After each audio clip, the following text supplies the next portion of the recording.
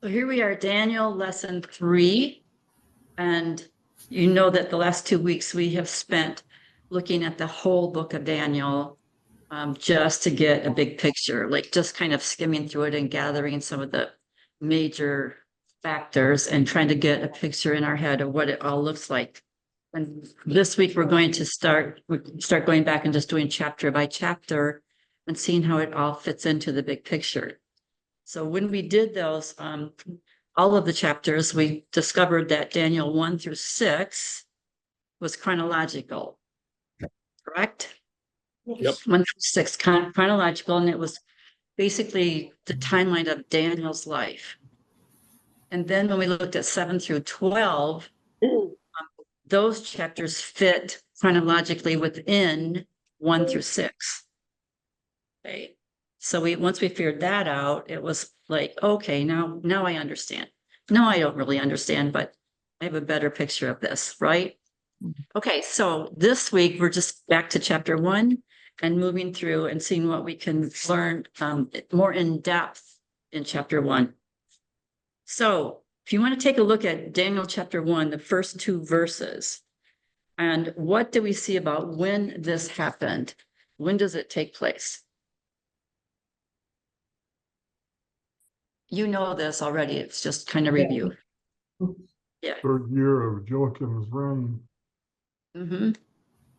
So we have the king of Judah named, and we have the king of Babylon named. Okay. And it's the 3rd year of the reign of Jehoiakim, the king of Judah. And what happened? What happened?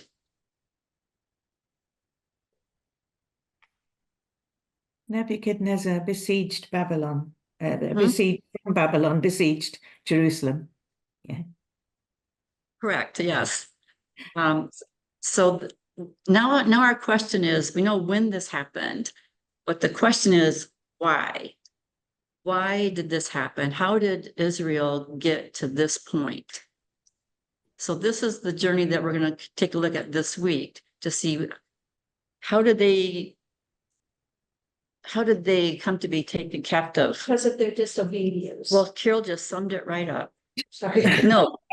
Yeah. So, okay, so you guys go have a good lunch.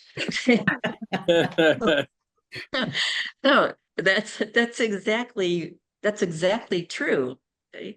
But let's see, we can verify that in scripture. Thank you, Carol. We can, where did you get that?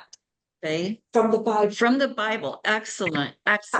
Okay. 25. Yes. So let's look at on page in your homework, page 17. We're going to start with looking at Leviticus, our favorite book, right? Leviticus. So we're gonna see, what did we learn from Leviticus that pertains to Daniel chapter 1.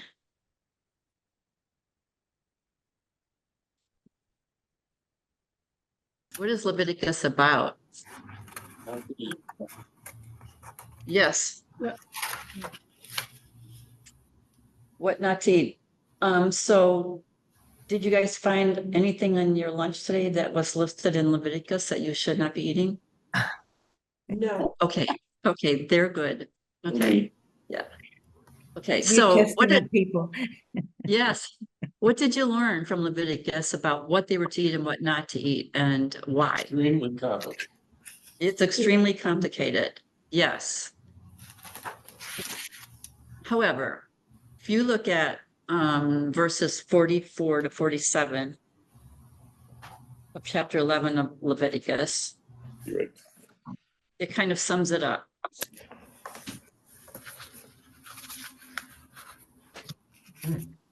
Well, they couldn't be sure what they were eating. So it was easier just to have the vegetables. Oh, you're talking about Daniel, yes. Yeah. Yes, how does Leviticus 11 apply to Daniel chapter 1? Right, so Leviticus lays out what they could eat and what they couldn't eat, right? What was clean, what was unclean. So then Daniel's taken captive and he asks not to eat the king's food. Because probably like what Patricia just said, how would he know what he was being served, if it was clean or unclean? So that plays into Daniel chapter 1 and why he was asking just for vegetables. And he was probably too young to have memorized all those laws anyhow. So you thought, better be on the safe side. Yeah, I'm too young to memorize those laws. Yeah. For sure, for sure. Yeah.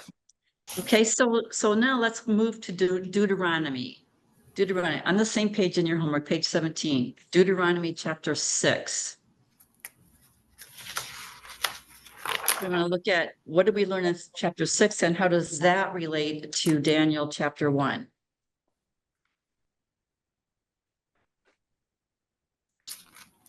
Well, in Deuteronomy 6, it says that the Lord gave statutes and rules to his people after leading them out of Egypt and told them to teach these commandments diligently to their children. So we assume that Daniel's parents did just that. And that's how Daniel knew so much about, what he needed to do to really obey the Lord.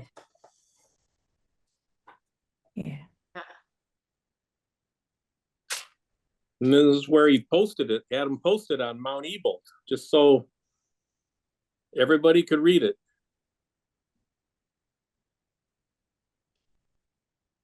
Yeah. So in Deuteronomy, just, to put us back in the context of when Deuteronomy happens, the first generation of Israelites that came out of Egypt, they all died in the wilderness because of disobedience. And then the second generation is ready to go into the promised land, and they stop at the border, and Moses gives them the laws again. So the second generation hears, before they go in, they know what they're supposed to do. So that's what Dave is referring to about Mount Ebal. I jumped ahead, didn't I? I was 28. Yeah, that's okay. That's okay. It's all in context here. So in chapter 6, when they're told who were they told to worship in chapter 6?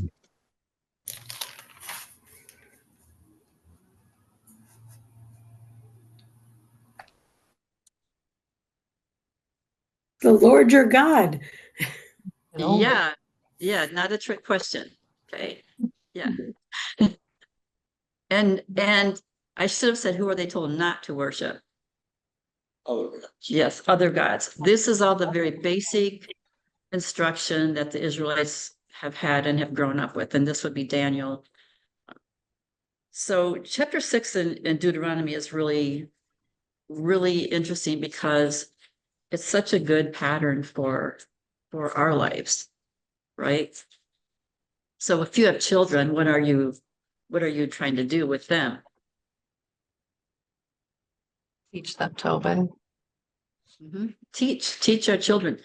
And what does it say? It says in verse 20 to 25, when they ask about the law, how do you answer your sons and daughters? To remind them of your history. Mm-hmm. Obey the law. Yeah, obey the law. Remind them of your history. Why is it important to be reminded of the history? Well, there's a remember what- saying.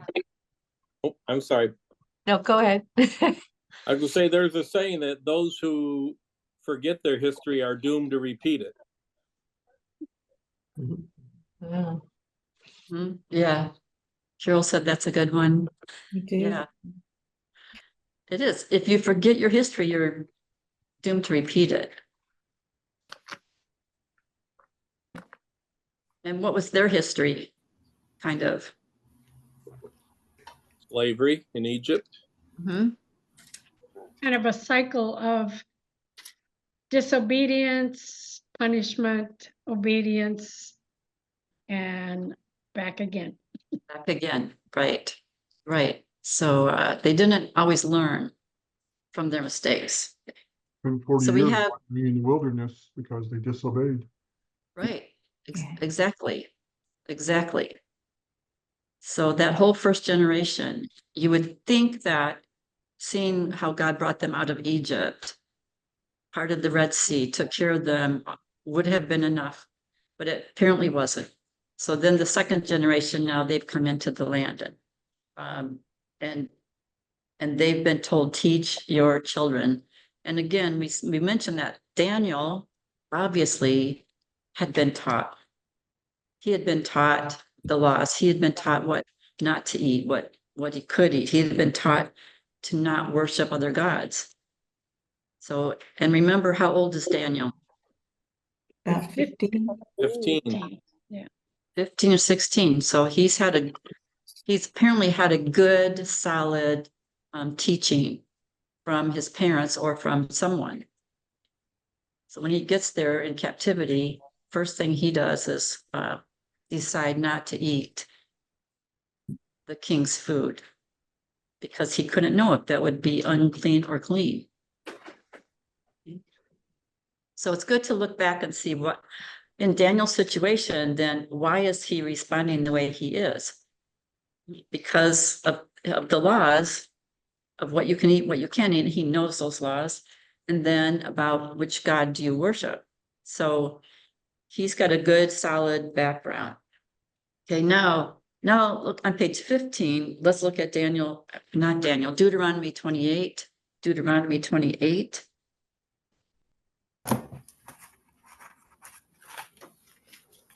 What did we learn in Deuteronomy 28, which is a long chapter, right? It's a long chapter. But what did we pull from that chapter that pertains to this account in Daniel? The blessings versus curses. Okay, so we can pare that chapter down to the blessings and curses. So this is a great chapter. So tell me about the blessings and the curses, not identifying them all, but what's the basic premise that God is laying out here? If you obey, you'll receive blessings. If you disobey, you'll receive the Mhm. curses. Mm-hmm. No middle ground. Yeah. Okay.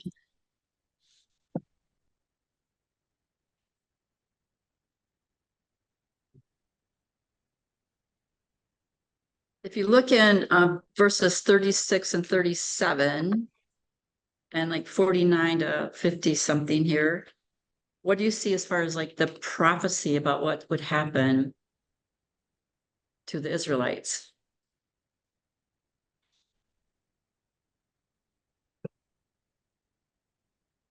Well, he tells them you're going to be driven out of your nation and you're going to have another king pointed over you and you'll worship other gods, gods of wood and stone. And you will become a thing of horror and object of scorn and ridicule to all the nations where the Lord will drive you. And nothing's going to go well for you. Another good summary there. Nothing's going to go well for you. Yeah, yeah. So you have the blessings and the curses, and then you have the prophecy about you will be besieged, you will be taken captive. Again, that's the result of the curses for disobedience. So now that's Deuteronomy. That's when they first came out into the land. And now here we are in Daniel, and we see that they have been disobedient, continue to be disobedient. And now that prophecy is going to be fulfilled.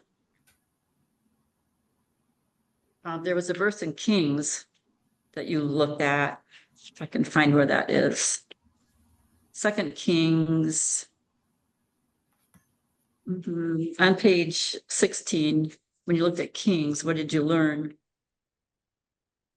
about the northern kingdom? What happened with them? They were They carried followed the away way, sorry. to Assyria. And it said that this occurred because the people of Israel had sinned. So that's the northern kingdom taken over by Assyria. And then you have the southern kingdom watching to see that happen. But did they learn? No, no. So we just have this constant pattern, like Nancy was saying, of the cycle of sin and correction and sin and correction. So, but God has laid it all out. He's laid it all out for them. And what we didn't mention is in Deuteronomy 30, if any of you read that, it was an option in your homework to read it, Deuteronomy 30, after he lays out the blessings and the curses in 28. And then 30 is a chapter that's more hopeful and it tells you what God desires. Yeah, there he says, when you do remember and take to heart these blessings and curses, and you return to the Lord your God, then the Lord, in verse 3, then the Lord your God will restore your fortunes and have compassion on you and gather you again from all the nations where he scattered you. Yeah. So what do you see about God in this? He's very He's patient. with patient them, and he's blessing them. merciful. Sorry, excuse me. I heard patient. Go ahead. I think of the word mercy. He shows mercy. You know, he didn't give them everything they deserved, but he took and he restores them. He promises to restore them. He'll restore them. He doesn't Sorry. give up on them. Yes, he did not give up on them. And he wouldn't give up on them. But Except his word. yeah, he is a God of his word. He is faithful. But also he's a God of justice, right? Justice. He told them, if you obey, you will have all these blessings. If you disobey, then you will have these curses. And because they disobeyed, and now we find them here, the prophecy being fulfilled, specifically mentioned that Babylon would besiege them. So God is a man of his word.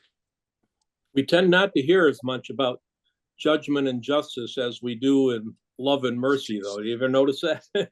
Yes. Yeah. Yeah.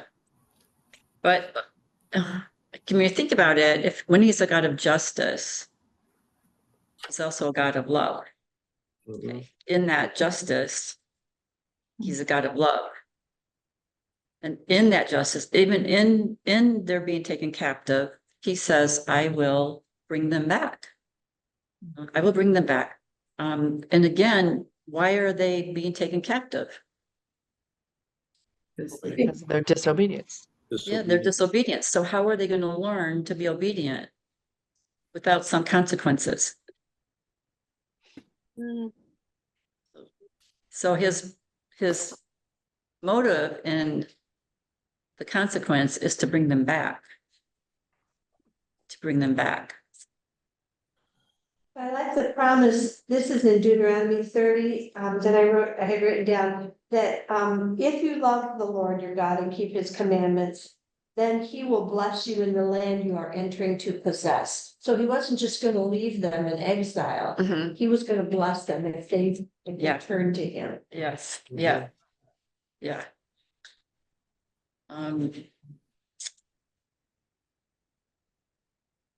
Trying to think of the passage early in Jeremiah when he talks to Jeremiah about he's going to take them captive, but even then he will watch over them. You know, when they're taken captive, he will watch over them. He said, I'm not going to abandon them. That's the heart of God. And in all of the blessings and the curses, he says, here they are, blessings and curses, but choose life.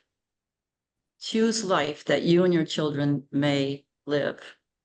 So his desire is that they would choose the blessings, that they would choose the right thing. And he would just be able to bless and bless and bless. That's his heart. But they did not do that. And so now he has to execute the curses. Linda, he also, it feels like there's, I lost my word.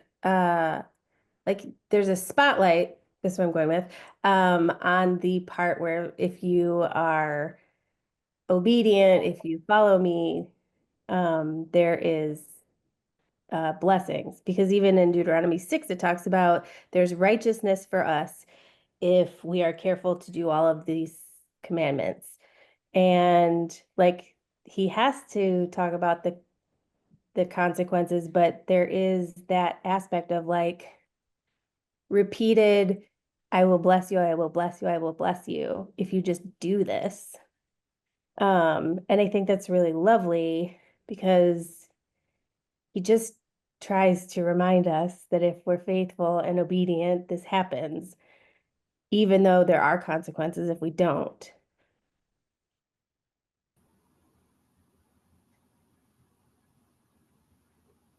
Courtney,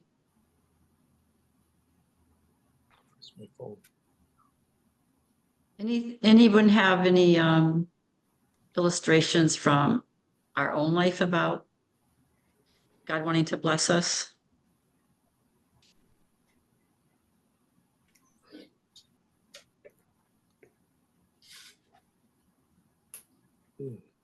I guess I was kind of thinking of the parallel of how we are as parents, with our children, that, we'll tell them, don't do this, but, if you'll do the right thing, then, you'll get these things, or, there'll be kind of some, we don't call it a blessing to them, I guess, but it really is, but how they can benefit if they will follow our rules.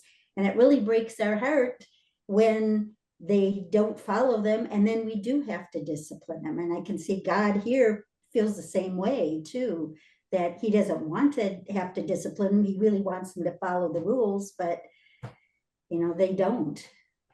So I guess I felt I could really relate to that in the parental way. Right. I think that's an excellent analogy. And as a parent, why do you have rules? Yeah, because we love them and we want to keep them safe and to be able to bless them with the good things that we want to give them and they want to have. Yeah. So, and that was God going, if you go back to where he said, choose life, here's what I want you to do, choose life so that I can bless you. That's the heart of a parent. Also, when we sin, we can be forgiven, but there are consequences. Often our sin affects other people, and there you can know God's forgiveness and second chance and all those things, but there are still consequences. There just are. Sometimes they're lifelong and bad, and sometimes they're not very important at all, but there are always consequences, which is all part of God's love and his justice, really, I think. Mm-hmm.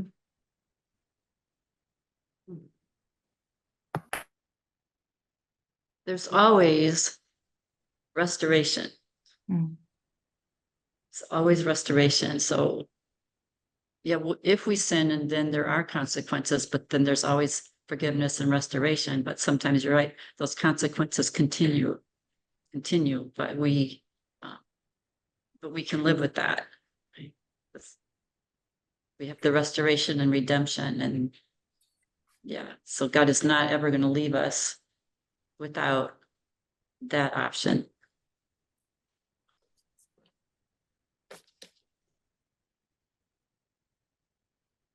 Any other thoughts about Deuteronomy?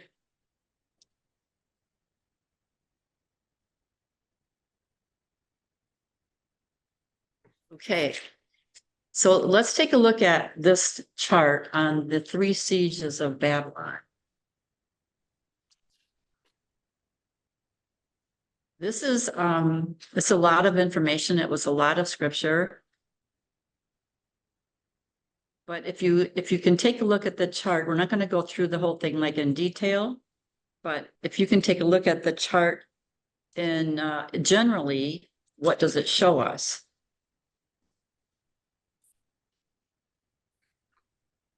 So the first siege that happened, this is where we are in Daniel chapter 1, right? Daniel chapter 1. He was taken captive in the first siege.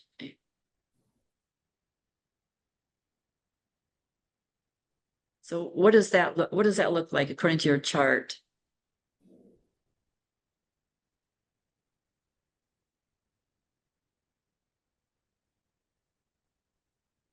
Who was taken captive and what else did they take? Took articles from the temple. Okay. They took some articles from the temple. And we saw that in Daniel chapter 1, verse 2. Yeah.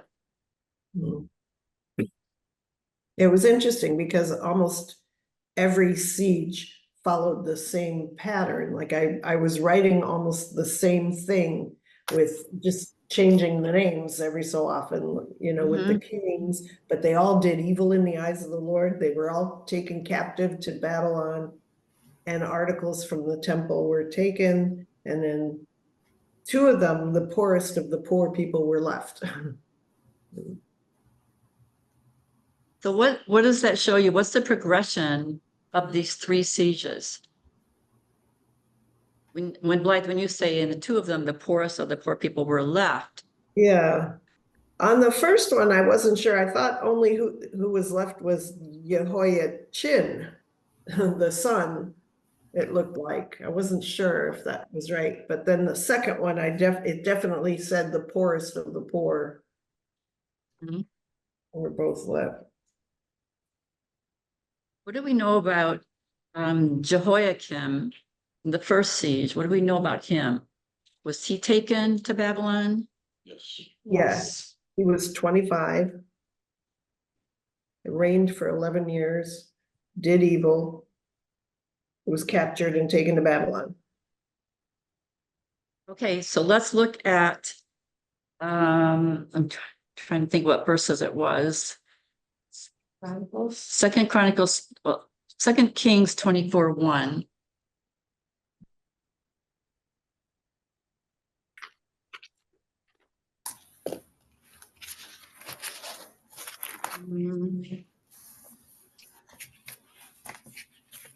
Somebody gets there before me, just go ahead and read it. During Jehoiakim's reign, Nebuchadnezzar, king of Babylon, invaded the land, and Jehoiakim became his vassal for 3 years. But then he changed his mind and rebelled against Nebuchadnezzar. Okay, so this says that he was a vassal king under Nebuchadnezzar. So, and there was another place, it might have been Second Chronicles, that talked about he was bound. Shackles. Yes, and Second Chronicles 5. yes, and supposedly to be taken to Babylon. But then in other passages, it talks about how he still reigned in Jerusalem for 8 years. So he was, it sounds like what happened was King Nebuchadnezzar invaded Jerusalem. This is the first siege, okay? He had been on a rampage all over the surrounding countries before he became king. And then he invaded Jerusalem. But it sounds like he left Jehoiakim there to reign, but under his control. So he's not free to reign as the king of Judah anymore. He's free to reign as a servant to Nebuchadnezzar. Okay, because not all the people were taken captive. Jerusalem is still full of people, so they have to have somebody there who's going to be controlling things. But as far as Nebuchadnezzar wanted it done, so for 3 years he was a servant king to Nebuchadnezzar. So he intended to take him to Babylon, but he didn't actually do it Okay. yet. Right. So, and here's the thing, because you have a progression, people leaving Jerusalem. So in the first siege, you have Daniel and the other boys, and you have probably a few other people taken, but they were being, what was the purpose of them being taken? What were they doing with them for 3 years? indoctrinating them in the Babylonian culture and language and government. Yes, yes, yes, yes, possibly with the thought for in the future to use them, you know, as leaders in some way. So, but you have the siege happening in three segments. So in the first one, not many people were taken, but Jehoiakim was left in charge, but to rule under the Babylonians in his own city. Okay. Then the second one, the second siege happened when his son was king for 3 months. For 3 months, he was 18 years old. Yeah, yeah. Mhm. And so it says who was captured, and it lists all the people that were captured. What do you have there? His mother, his wives, his officials and prominent people, soldiers and skilled workers and artisans. Mhm. So you see, you have a much larger group taken in. It's all of the leadership and the skilled people and the soldiers. So they've taken all of them. And who's left? The poorest of the poor. The poorest people, okay? And they've also taken more from the temple, more of the articles from the temple. So you take all the leadership now out of Jerusalem and you leave the poorest people. What do you think their role was to stay in the country? Take Any care of the ideas? vineyards and other things. Right. So they're taking care of the vineyards and the other things. They're the workers who are going to maintain. Otherwise, the place is just going to be overrun and be useful for nobody. And then in the third siege, what happened in the third siege?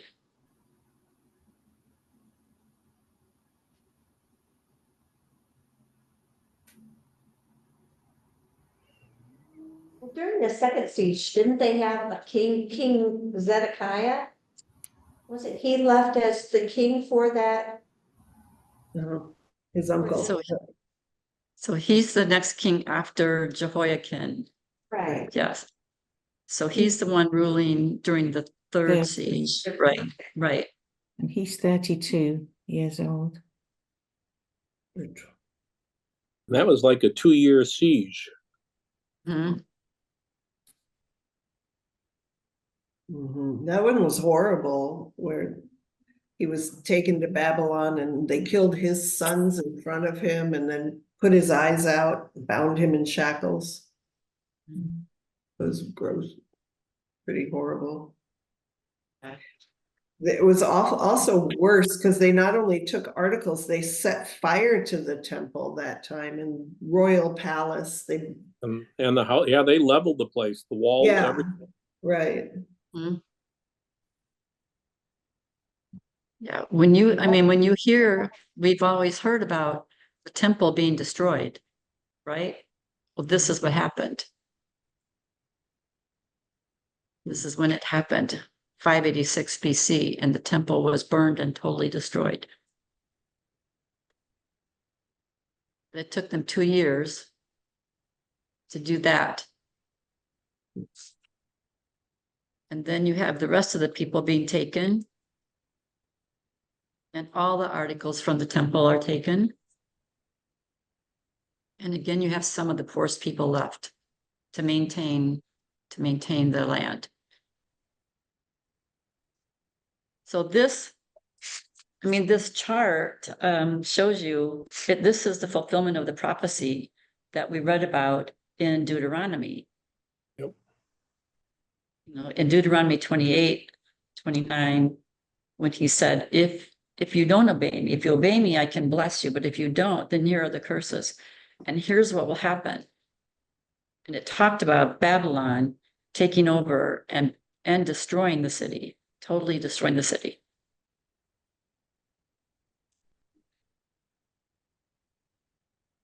So we just see here, we can prove the prophecy has been fulfilled. So so Daniel was taken in the first siege. Let's talk about Daniel. Why do you suppose Daniel was taken in the first siege?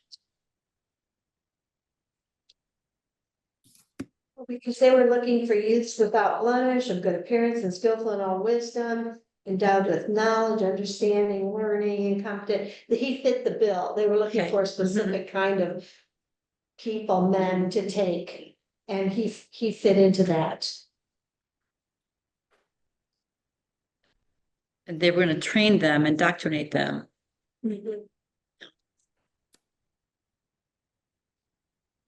So that's from the viewpoint of the Babylonians. So let's think about what God's plan might be for Daniel in this situation.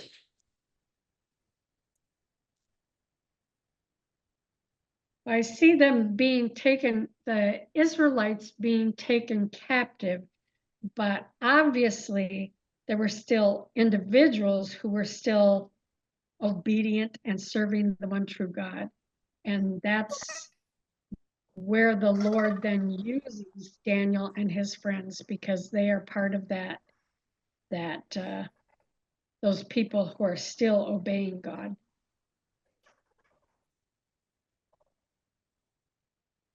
Yeah, I see some agreement on the screen. Yeah. So Daniel's captive. He's in Babylon. But what is he doing for God there? He's witnessing. Yeah. Yeah. So Daniel, I mean, Daniel is standing firm in his beliefs. He won't compromise. right. Yeah, he will not compromise. And he's 16 years old, 15 or 16 years old, and he will not compromise. So it's one of those things like where you meant it for evil, but God meant it for good, you know? So you've got all these people in this siege, and it's going to be totally, I don't know what's happening there. You have a chipmunk in the house. Yeah. I don't know where they No, me neither, but seems to be gone now. okay. Maybe. Yeah. Okay, so Daniel, there he is in a foreign land, being indoctrinated in foreign ways, but he will not compromise what he knows to be true. So he's going to be used of God. We know he's going to be used of God because we've read the whole book, right?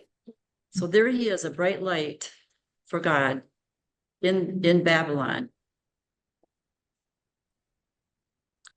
Could be part of God's plan to have Daniel go, right? Because he's going to stand strong for him.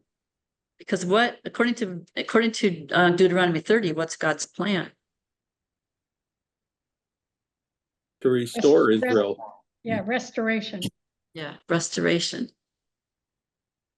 So he's got to have people there, you know, reminding everybody that, no, this is the one true God. This is the God. This is the God who has all the power. This is the God that I worship. I don't worship any others. Okay.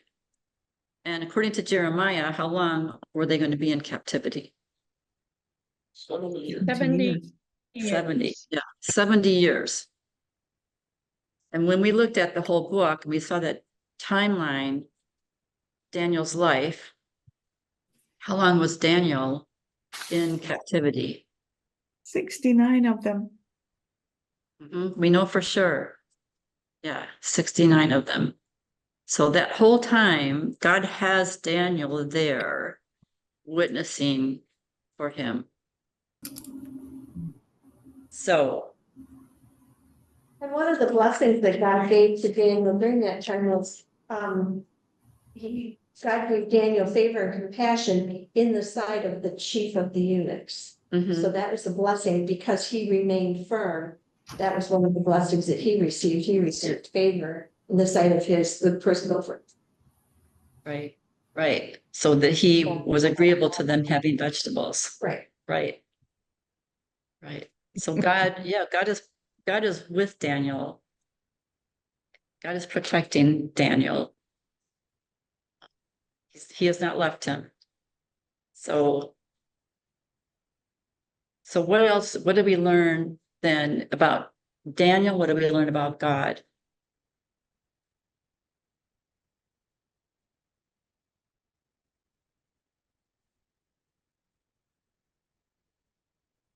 Well, so Daniel was, oh, I'm sorry. Go ahead. Mine was just very simple that when I marked God, any reference to God, I noticed that always the verb that went with God was gave. Mhm. Hey, God gave, and verse 2, what is it? I don't know. I wrote it down.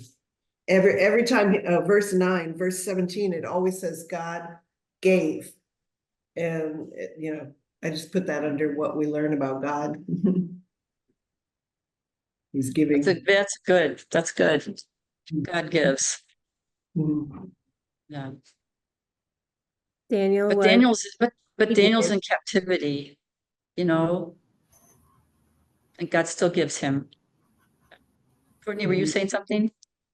Well, Daniel was obedient. Like he was following the commandments that God had given, and God blessed him.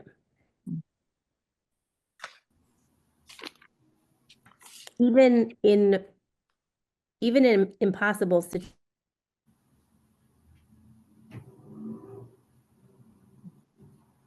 Even in impossible situations, right? Can you hear me? So, Sorry. Mhm. yeah. I just put down that God is faithful to those who love him. That's what I got out of it. Mhm. Big one about Daniel is that not only is he obedient to God, but he's also humble. He's also humble.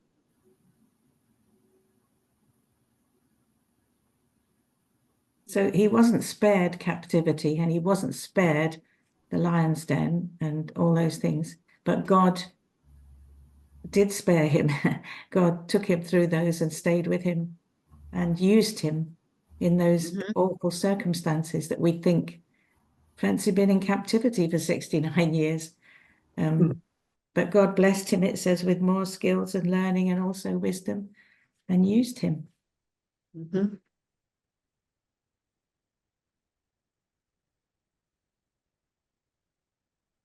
So a very good role model for us, if we're living in a situation that we're not necessarily happy with, in agreement with,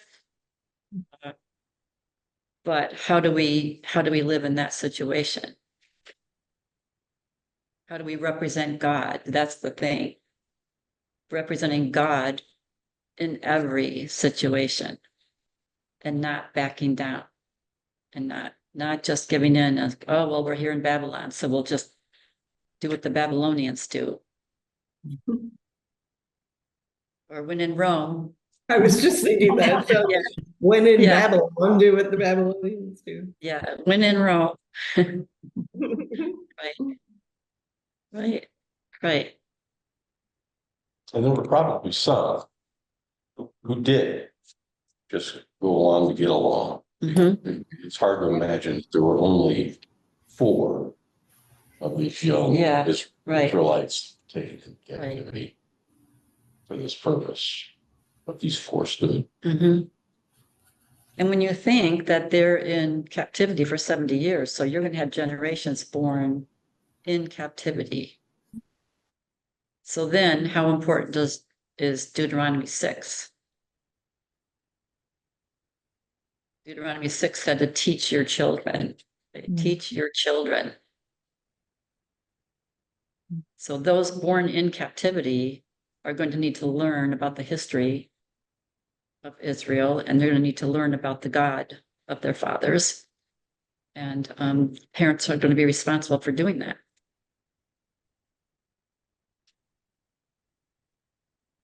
And I'm sure, like Ron said, there would be some that just didn't. They're like, well, we're here now. We're here now. So we'll just live in this culture. Well, and how hard would it be to say I'm only going to eat these vegetables and because fear and also like they're plying them, like they're blackmailing them, not brainwashing them essentially to want this other life, indoctrinating, right? Yeah. Was said That's- earlier. And Power. Promise of power, Ron was saying, yeah, right. like Daniel didn't hide why he was not doing that. He said so that he didn't defile himself. So he did know, and I would guess the other young men did too. But it's right. There would have been go along to get along would be so much easier, especially if it looks appealing. Right. And everybody's doing it.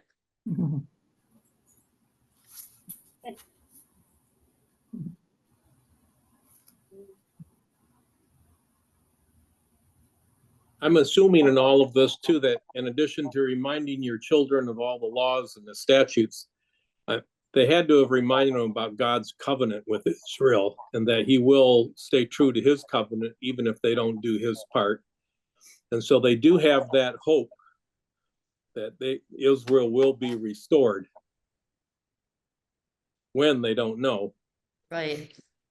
And that's one of the things I wrote on my worksheet was that God has a plan. There's an umbrella over all of this. He has a plan from start to finish. Right. Right. It's a much bigger picture. Right. Than what we see, here on this page. But yeah, his plan, it actually goes back to Deuteronomy 28, right? When they first were moving into the land, and he said, here are the laws. And if you obey them, here's what I will do. And if you don't, here's what I will do. And that started the umbrella. And then here we have to go into the middle of that and be taken into exile. And then at the end of that, brought back. So yeah, so that's God's bigger plan. Yeah, it's always good to look at things from God's perspective and try to see what he's doing, But in the meantime, Daniel is a great example of just doing the right thing, just being obedient, which his people had not been. Be obedient, don't back down. And I love, Courtney, that you said, and he wasn't ashamed to tell him why he didn't want to eat the vegetables. It's not just like, well, I don't like meat. I don't want to defile myself. Right.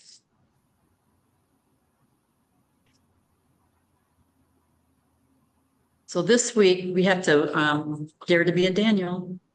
Yeah, we can sing that little chorus, dare to be a Daniel.